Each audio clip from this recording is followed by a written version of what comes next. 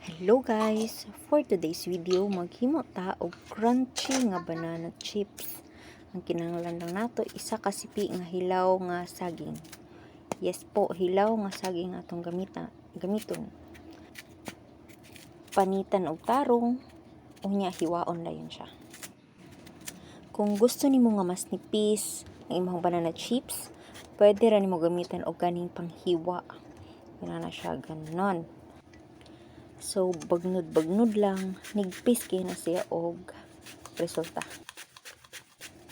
So, pagkahuman, sa init nga kalayo, imuha siyang iprito. Kinahanglan mong bulag-bulagon kay para dili sila magdikit tanan.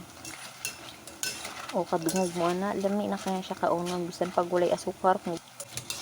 So, gamit ang salaan, kuhaon na nimo siya og ipadaplin aron maprito na pod ang uban nga nabilin nga saging.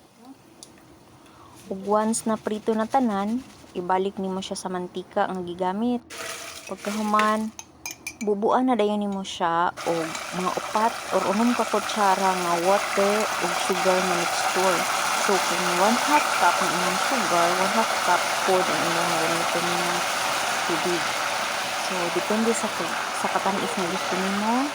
6 to 12 ka kutsara nga asukar ang imong ibubo didto sa mantika nga naisagi nga pinirito na. Tapos ukay-ukayon lang, tapos pag dili na kayo siya gabubbles, pag wala na kayo siya nagabukal, pwede na nimo siya tanggalon. Imong i-drain na pod usab. Tapos mao na to.